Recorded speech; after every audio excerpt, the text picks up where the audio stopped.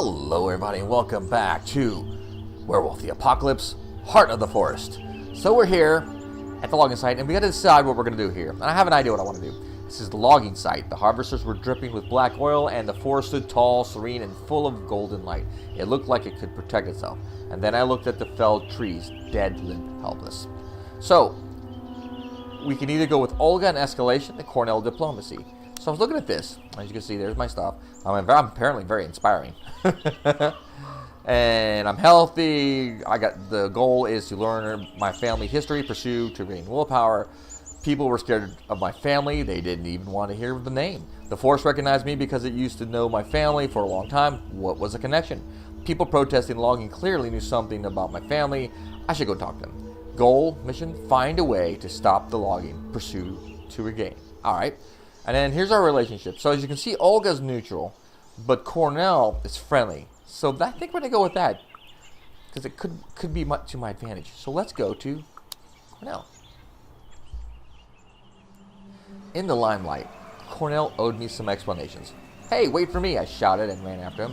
Hello, Maya, he said. I see you haven't come alone. He reached out his hand. Olga? I said, yes. What was that about with Olga? What was the argument really about back there? I asked. Why do you suspect some hidden motives? I couldn't tell if he was amused or suspicious. His eyes were uncanny, shade of gray. Why were they arguing? But seriously, that argument looked personal. I looked back at Olga and her crowd. Her heart is in the right place, but her methods are not optimal. Cornell looked at me in the eyes. I know why you came to that. I can't read, I can't say it. As you can see, Biowolveza. Bia. I'm just going to call it Bia. The forest is reaching out to you because for a long time your ancestors were its servants, and now you're the only one left to pay what they owed. He seemed to, oh good, more willpower. He seemed to believe it. My family left unpaid debts to the forest. Oh, Christian Gold Mystery. I looked at him, skeptical, but he seemed to believe it. We have the same goal. He looked back at me. Will you help me? I had no time to answer. Before I could answer, I heard a commotion and turned around. The reporters were coming our way, but their cameras were switched off and pointed at the ground. Sorry to be shine. Why weren't they filming? Analytical, yes. Funny, I thought. They should be taking photos or filming the protest, but I couldn't remember if they were when I arrived at the site. So, I asked Cornell, where there was a hint of impatience in his voice.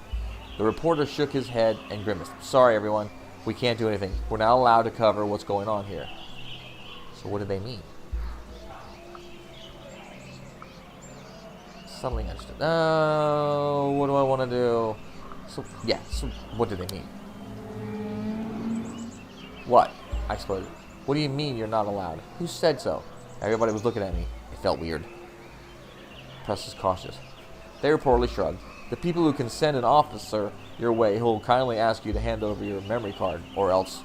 Go figure, girl. There was a moment of tense silence, and then it all came together. Suddenly I understood the dream. That was the moment I was destined to intervene. Alright, the protest was too quiet. They needed inspiration. I just had to make the reporters understand. We could still use it. I'm going to use inspiration since I'm very inspirational. Voice of reason. I took a step back and looked at the bigger picture.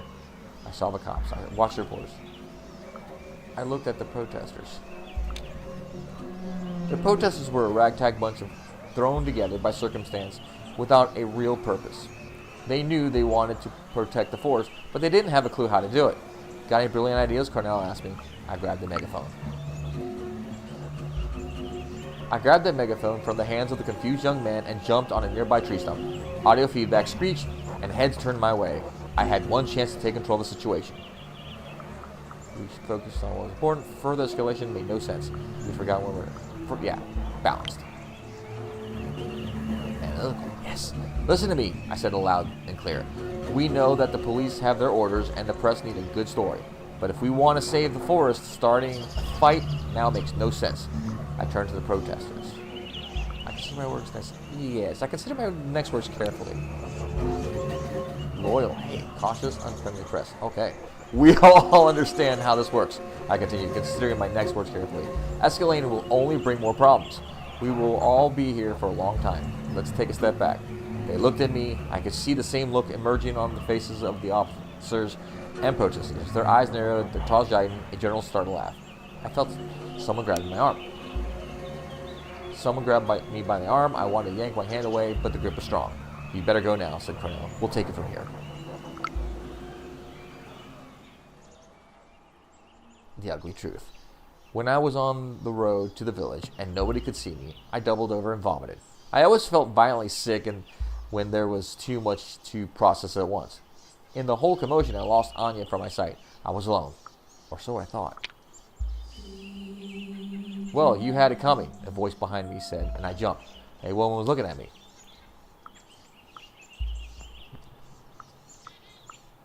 I said nothing. Angry, I straightened up and wiped my mouth with the back of my hand. We walked slowly toward the village. We talked. I learned the truth. I learned that she was an independent German reporter who'd come here about a month ago. Her name was Erica. So, why are you protesting the logging? She asked after a few minutes of small talk. It was my civic duty. I haven't been here for long, I answered angrily, but I've already learned that Poland is ruled by a right-wing party who are total climate catastrophe denialists. I feel Polish and I have all the right to protest. I looked at her. And why are you asking? She looked at me with renewed interest. Do you know why they are cutting down the trees? She asked back. Because you do know that logging is done by a government company, the state forests. But why? But why are they doing this? I wasn't sure if I understood. Shouldn't the state forest take care of the forest? Take care that the forest was healthy? Erica reached for a notebook. It all started with spruce bark beetles. Erica looked into her notes and started explaining the whole situation. That year, the beetles' infestation was of catastrophic proportions, and the foresters decided that the only way to stop it and save the rest of the forest was to cut down as many infected trees as fast as possible. Was cutting down the trees necessary? But was the logging legal? Couldn't they just remove the dead trees? Maybe if they removed the dead trees, the infestation wouldn't spread. I tried to find a solution. They might do that, but dead trees are what make the forest unique, Erica mumbled. There are 20 times more species living on a dead spruce tree than on a live one. Was cutting down the trees necessary? But was the logging legal? But is the logging legal? I wanted to know. Opinions differ, but such massive logging in UNESCO listed area might be illegal, Erica answered. Was cutting down the trees necessary? Is cutting down the trees the only way to stop the infestation? I asked, confused. The foresters state that this is the only way, she said. Some biologists argue that they are cutting wrong trees and doing it too late to change anything. Did they have to intervene at all? Couldn't they just leave the pushka alone and let nature take its course? I asked. That's one of the options, Erica admitted. But there's a drought, and no one was sure if the forest would survive on its own. It was infuriating. Why couldn't she just answer my question? I tried to understand her point of view. I see that you are trying to show me the whole picture, and I appreciate it, I sighed. I just hoped there would be an easy answer. I'm just doing my job, Erica shrugged. I described all aspects of the situation to you, but it's up to you to decide what you want to do. How convenient. She was putting herself in such a convenient position. Unfortunately, I couldn't just pretend that it wasn't my business. At least I was there. At least I was sure that they were cutting down the trees and Pushka needed my help. And who controlled the narrative? And who controls the narrative about the logging? I asked Erica. All the public media explained why it's necessary and legal, she answered. And that's why I wanted to help the protesters, I explained. They need to be heard. She looked skeptical. You're not the only one feeling helpless, she sighed, but anger makes you see things in black and white. And the truth is always more nuanced than others. I said nothing. There was so much to process at once. Everything that happened at the logging site, the heat, the stench of the harvesters, the tension between Olga and Cornell that you could cut with a knife, it all made my head spin. What's the matter, she asked. I told her my anger. I admitted my helplessness. I felt so helpless when I saw all that. I took a deep breath, and then I remembered what Cornell had said. All that mystical stuff. And they said that I have some family debts to pay. I shook my head. It's a lot to take in. And there was that foul smell back there. She looked at me with a weird expression. What smell? How come she didn't smell it? You didn't smell it? The harvest reeked of something like meat that's been rotten in acid. Only worse. I couldn't even find the words to describe it. But the memory of the foulness still clung to the back of my throat, swimming in my sinuses. She looked at me with a strange expression on her face, as though she wanted to say something, and then thought better of it. You'll learn in your own time if you stay here long enough, she said, clearly wanting to drop the topic. I let it go. I shrugged. Cryptic remarks never did anything for me. The situation was complicated enough as it was. I just hoped I hadn't made some things worse. I walked on in silence. Time to regroup. Anya came back soon after me. I lost sight of you, she said apologetically. I'm glad you made it back in one piece. So, how was your day? Anya asked. I gave a public speech. I learned a lot. I met a lot of new people. I learned a lot. Did you know that the government supported the logging even when it was illegal? I shared my dismay. Anya just nodded solemnly. Yeah, I read about it. Why didn't you tell me? Well, you have a lot going on, she shrugged. I gave a public... I met a lot of new people. I met some very interesting people, I said, still excited. Yeah, she looked like a colorful bunch. They look like a colorful bunch, Anya grinned. Maybe you could introduce me later. They sure are passionate. They argue between themselves more than they argue with the loggers, I added. I gave a public speech, I mumbled. I'm not sure how it went, but a lot of people listened. Anya looked at me with awe. You don't waste time, do you? I had to do something, I sighed. It was all I wanted to share. I shrugged. Just another day in Bia. We sat for a while in silence. You know, there's more to see here in Bia, Anya said from over travel guide. How do you say that? Pogozelci, Buddy, Termiski, and Shirloka. There was something interesting in every village. An open-air museum, some kind of folk, university, the bison. Maybe you'd like to see something more than logging. Well, let's see, what is that place there? It's a village in the Bia forest, established in the 17th century to produce, produce charcoal. Buddy is a village in the Bia forest known for its open-air folk museums with a copse of ancient oaks. Let's see. Termiski is a village in the Bia forest, the location of an informal summer folk university.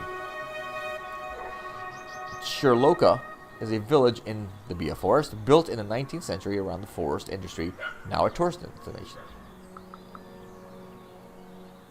I couldn't see everything. Maybe later? I'd love to see it all, he said. I'll do that as soon as the situation with the pushka is resolved. And how's that search for the roots going? Anya couldn't stay silent for long. I shared what I learned. Loyal, yeah. It seems that my ancestors lived around the forest for a long time, I said. And there are some kind of debts to be paid. Wow, Anya looked impressed. Honestly, I'm not sure what to think, but if you need something, just let me know. I was tired. I just sat there, looking through the window. The day'd been full on. I was exhausted. I didn't notice when I fell asleep. I can do anything. It's quiet now, yet I know deep down inside that something isn't right. I run. I'm running to the forest, to the logging site. It's getting dark. The light seeps away as though there are millions of tiny punch holes in the sky through which it can escape, and then the darkness starts to pour in.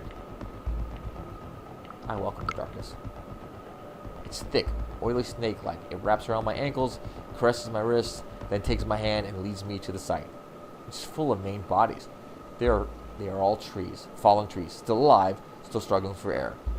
And there's a stench. I see movement in darkness. I see movement in the darkness. I see shapes moving in the darkness. They have long skeletal arms. They are wrapped in glistening black intestines, and each arm has a wide, gaping mandible full of roaring blades. They snap at me, blinded. My friends stand by my side. Their eyes shine in the dark, and they are ready. They are angry. I can feel their rage merge with mine.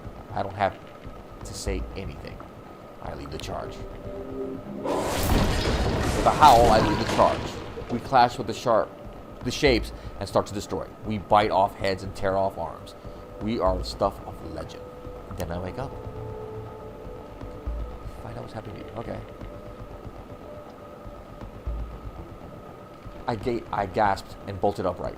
I was alone. The sun was setting, and in the deep red light of the room, looked like it was bathed in blood. My pillow was on the ground, and the duvet was torn. Tiny feathers were spilling through the tear. What happened?